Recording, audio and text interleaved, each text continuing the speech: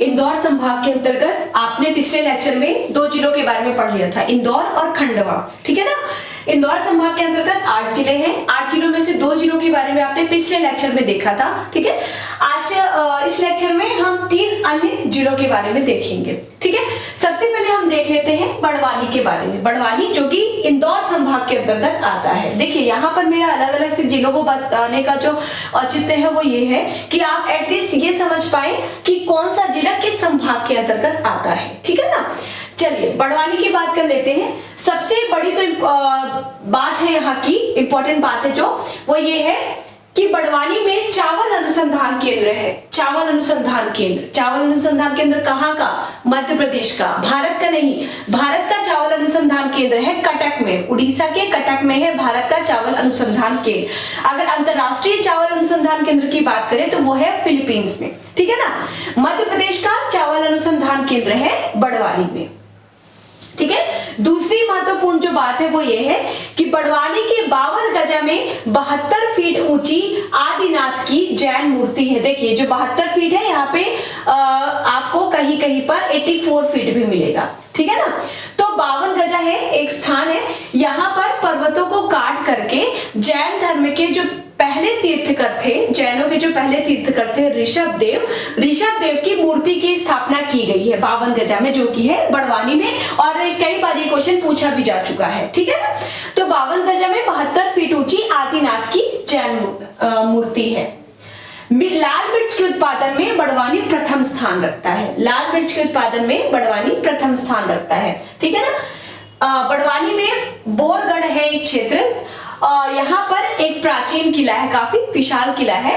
तो बोरगढ़ में एक प्राचीन किला है, और बोरगढ़ कहाँ पर है? बड़वानी में। तो ये हो गई बड़वानी की इंपॉर्टेंट चीजें, जो यहाँ की सबसे ज्यादा फेमस चीजें हैं, ठीक है। अब हम अगले जिले की बात करते हैं, ये है बुरहानपुर। बुरहानपुर में जो सबसे बड़ी यहाँ की महत्वपूर्ण बात है वो ये है कि बुरहानपुर के नेपानगर में नेशनल न्यूज प्रिंट कारखाना है। नेपानगर में, बुरहानपुर के अंतर्गत नेपानगर में नेशनल न्यूज प्रिंट कारखाना, और इसका उल्लेख आपको एमपी में बार बार आएगा, और ये क्वेश्चन भी कई बार रिपीट होता रहता है। तो याद रखना है आपको कि नेपानगर में नेशनल न्यूज प्रिंट कारखाना है, ठीक है, जो कि कहां पर है? बुरहानपुर में है।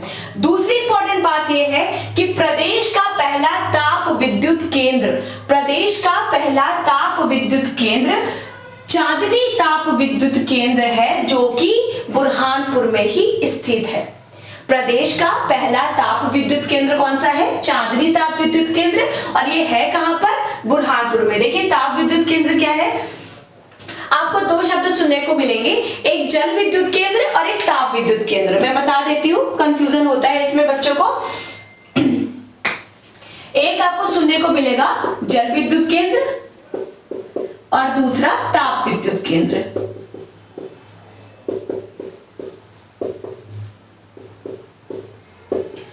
जल विद्युत केंद्र के अंतर्गत जल के द्वारा बिजली का निर्माण किया जाता है, विद्युत का निर्माण किया जाता है। ताप विद्युत केंद्र में ताप के द्वारा, हीट के द्वारा, कोयले को जला करके हीट के द्वारा विद्युत का निर्माण किया जाता है, ठीक है। विद्युत 2 तरीके से, एक जल विद्युत जो कि जल के द्वारा बनाई जाती है, ठीक है, और एक ताप विद्युत जो कि ताप के द्वारा, कोयले के द्वारा बनाई जाती है, ठीक है। तो ताप के द्वारा या कोयले के द्वारा सबसे पहले जहां पर जिस केंद्र का निर्माण हुआ ताप के द्वारा बिजली बनाने के लिए, ठीक है ना, ताप के द्वारा बिजली बनाने के लिए जो पहला केंद्र लगाया गया था मध्य प्रदेश में, वो लगाया गया था बुरहानपुर में, ठीक। आगे चल के आप पढ़ोगे, कोई भी टेंशन लेने की बात नहीं है, आगे चलकर आप ये सारी चीजें अच्छे से पढ़ोगे। तो ताप के द्वारा या कोयले के द्वारा बिजली का निर्माण करने के लिए जो पहला केंद्र लगाया गया था मध्य प्रदेश में, वो लगाया गया था बुरहानपुर में, जिसका नाम है चांदनी ताप विद्युत केंद्र, जिसे चांदनी ताप विद्युत केंद्र के नाम से जाना जाता है। आ रहा है समझ में? ये हो गया। अगली जो इंपॉर्टेंट बात है बुरहानपुर में वो ये है कि बुरहानपुर में पहला यूनानी चिकित्सा महाविद्यालय स्थापित किया गया है। प्रदेश का पहला यूनानी चिकित्सा महाविद्यालय प्रदेश का है, ठीक है, प्रदेश का पहला यूनानी चिकित्सा महाविद्यालय स्थापित किया गया है। अगली यहाँ पे कुछ दर्शनीय स्थल है, कुछ देखने योग्य स्थल भी है, जैसे असीरगढ़ का किला, बेगम मुमताज की कब्र, दौलत खां लोधी का मकबरा इत्यादि बहुत सारी चीजें। असीरगढ़ का किला, बेगम मुमताज की कब्र और दौलत खां लोधी का मकबरा सबसे ज्यादा इंपॉर्टेंट है, वो आपको याद रखना है। कहां पर है ये? बुरहानपुर में है। ठीक है, अब आते हैं हम धार में। अब हम आते हैं धार जिले में, जो कि इंदौर संभाग के अंतर्गत ही आता है। धार जिले की सबसे बड़ी विशेषता यह है कि धार जिला परमार वंश की राजधानी रहा है। परमार वंश, राजा भोज का नाम आपने सुना है। राजा भोज जो थे वो परमार वंश के ही थे। ठीक है, राजा भोज परमार वंश के ही शासक थे। तो जो धार नगरी है, धारा नगरी नाम सुना होगा, धारा नगरी धार को ही कहा जाता था।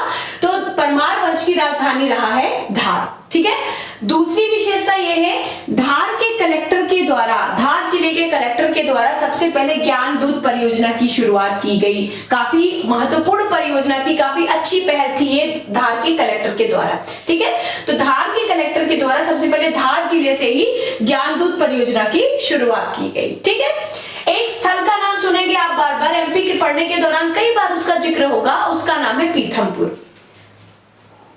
इसका नाम है पीथमपुर। पीथमपुर को मध्य प्रदेश का डेट्रॉइट कहा जाता है।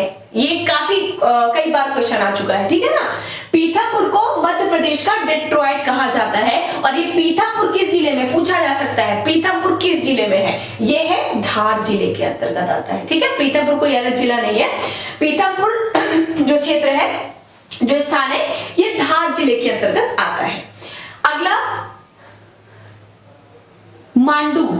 मांडू को कहा जाता है सिटी ऑफ जॉय। पूछा जाता है सिटी ऑफ जॉय किस स्थान को कहा जाता है? तो उसे सिटी ऑफ जॉय कहा जाता है मांडू को। ठीक है, मांडू किसके अंतर्गत है? मांडू भी आता है धार जिले के अंतर्गत। ठीक है, सिटी ऑफ जॉय कहा जाता है मांडू को, ये याद रखना है आपको। धार जिले में ही राजा भोज किस वंश के थे? परमार वंश के थे। परमार वंश, धार जो है वो परमार वंश की राजधानी रहा है। मतलब वहां पे बहुत सारी ऐसी चीजें मिलेंगी जो कि परमार वंश से संबंधित होगी। ठीक है, तो जो राजा भोज थे, इन्होंने धार में ही भोजशाला मंदिर का निर्माण कराया, मतलब सरस्वती मंदिर का एक निर्माण कराया था। ठीक है ना, सरस्वती माता का एक मंदिर बनवाया था। कहां पर? धार जिले में। कई बार पूछा जाता है, बहुत इंपॉर्टेंट है। राजा भोज द्वारा जो सरस्वती माता का मंदिर बनवाया गया या भोजशाला का निर्माण कराया गया, वो किस जिले में कराया गया? ठीक है, तो ये किस जिले में कराया गया? धार में कराया गया। अगली जो इंपॉर्टेंट बात है वो ये है कि धार जिले में सरदारपुर अभ्यारण्य स्थित है। धार जिले में सरदारपुर अभ्यारण्य स्थित है। सरदारपुर अभ्यारण्य में खरमोर पक्षी का संरक्षण किया जा रहा है। खरमोर पक्षी, ठीक है, सरदारपुर अभ्यारण्य में खरमोर पक्षी का संरक्षण किया जा रहा है। अगली जो इसकी विशेषता है वो ये है कि धार जिले में डायनासोर जीवाश्म राष्ट्रीय उद्यान स्थित है। डायनासोर जीवाश्म राष्ट्रीय उद्यान, डायनासोर के जो भी अवशेष बचे हुए हैं, ठीक है, उनको लेकर के एक राष्ट्रीय उद्यान का निर्माण किया गया है। वो राष्ट्रीय उद्यान कहां पर स्थित है? धार में स्थित है, पूछा जाता है। ठीक है ना, डायनासोर राष्ट्रीय उद्यान कहां पर स्थित है? धार में स्थित है।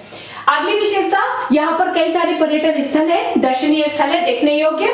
उनमें से सबसे प्रमुख है बाघ की गुफा। बाघ की गुफा जो है कई बार एग्जाम में पूछी भी जा चुकी है।